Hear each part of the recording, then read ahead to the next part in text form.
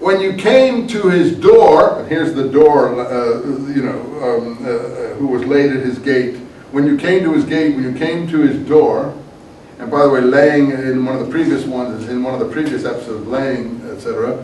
Hungry as a dog, you went away filled. You came to his door hungry because they're playing on the kalba in his name. Kalba, kelab in Hebrew is dog. In Arabic, and Aramaic also, and even in Arabic. So they're playing on his name. They're trying to, you came to his door hungry as a dog and went away filled. To my mind, that's what's being used here in this particular scenario. This is not Lazarus, I can assure you. He's not under any table, and his feet are not being licked by dogs. The feet come from things like you will trample them with your feet and things like that, and lots of other feet things that I show you in my New Testament coach book. You say, what are you talking about? I'm saying some of these people are just throwing these words up in the air and juggling them like you would play Scrabble and coming down with a clever aphorism out of it. Just like you come down with a clever word in your Scrabble playing. I know it's hard to imagine. Who would use a method like that?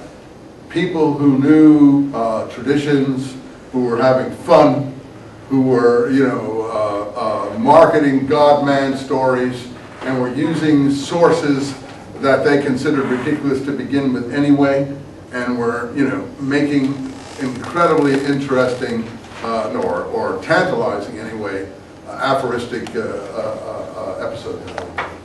Now, you can think whatever you like, but that's my whole chapter in my book, The Dogs Who Licked Poor Lazarus' Sores.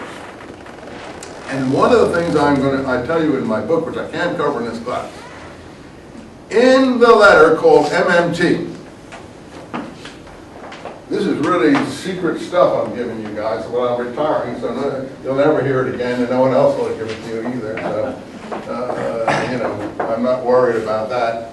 Nor I am worried, but since I've published it now, it'll be out there, it'll be probably forgotten, but someone maybe 200 years hence might dredge it up or something and have a benefit or profit from it.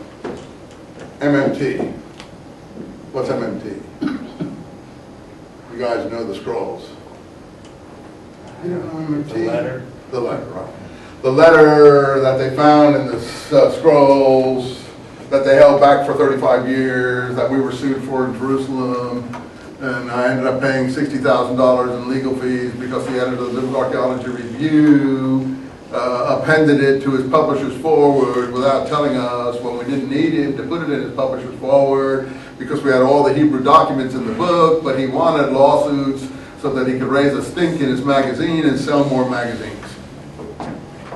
But he hung us out to dry. That's why people accused us of plagiarism, because supposedly we put this person's work, who would have plagiarized anything. I never even knew what was happening. I never plagiarized anything in my life. I've never used anyone else's work. I don't rely on anyone else's work. And as I said in this book, that was written by Neil Asher Silberman, I forget what his book was called.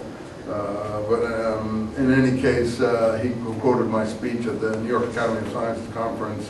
If you couldn't think, if you were to dream up a more ridiculous accusation, you couldn't have dreamed it up. Because everyone knows I don't read their works. I just, toss them aside as interesting, bookends. But, the opposite occurs. So, in any case, it's because of this MMT thing. So MMT is a really difficult thing, a really difficult matter, and it was through the MMT thing that we broke the scroll monopoly, because I had gotten a Xerox copy of it, and I said the best way to, from the people who were in the inner team working on it, I said the best way to break the scroll monopoly in the late 80s, just pass this thing around to people who are not on the team. And it spread like wildfire. I just gave it to 2 or 3 people, and by the time it was done, thousands of people had it, and so on. And that's why they were all angry and this and that. And no one wanted anyone to know what was in this letter until they published it, after holding it back for 35 years.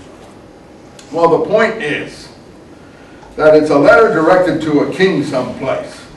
Really interesting. Only letter in the Qumran corpus. And there's 5 or 6 copies of it, so it's a very important letter. And it looks like it may be 2 letters, like 1 and 2 Corinthians, or 1 and 2 Thessalonians. There's a first letter and a second letter. And the first letter refers to, or the letter refers to, at some point, a previous letter. And we don't know if the previous letter is the first part of it or if it's another letter, but I think the first part of it is the first letter and the second part of it is the second letter. And I published that in Dead Sea Scrolls Uncovered, and that's when they went after us and so on for having published it, etc., before they did. They didn't publish it until, 8 or 9 years later. Their, opus, or whatever you call it, Princeps edition. And you can read what they made out of it, a mishmash. They never understood any of it. All they could do, most of those guys on the official team, was grammar and philology, but they had no historical sense, no literary critical sense. These are different skills. I may not be a good grammarian or philologist, but I'm a really good historian and a literary critic. But they don't know that, because they're so ignorant that they think that they're geniuses, and that they don't think anyone else who doesn't do the things they do can know anything, because they don't know anything about literary criticism or history. And that's the whole struggle in scrolls. Ignorant people calling other ignorant people fools. That's really what it comes down to. And these ignorant people can go all the way. The most ignorant are at Harvard and places like that. The higher the university, the more ignorant the people teaching there are, because they only specialize in one little aspect of a given issue.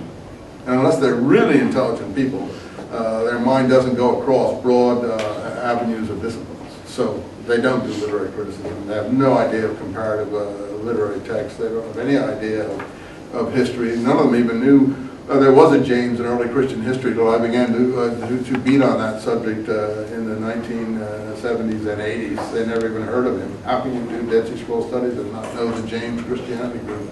The Dead Sea Scrolls call themselves Ebionites, call themselves the poor, don't they? All through the documents they refer to themselves as Ebionim, the poor. That's the name of James's party. The righteous teacher is the tzaddik, the righteous one. Come on, James is called the righteous one. It may not be the same, but it's totally proud of. You can't do this study without knowing those things. Ask Frank Moore Cross, the great professor at Harvard. Did he know anything about Jewish Christianity or James? Hardly a thing. He did Canaanite poetry 10 centuries before, and he's a Dead Sea Scroll expert. How can he be the Dead Sea Scroll expert without understanding all of Christianity and all of Josephus' work? He hardly even wrote Josephus. And yet his word, he's the doyen. His word is God. And he puts his people in all the faculties across the country. That's the struggle we have. I don't have time for that.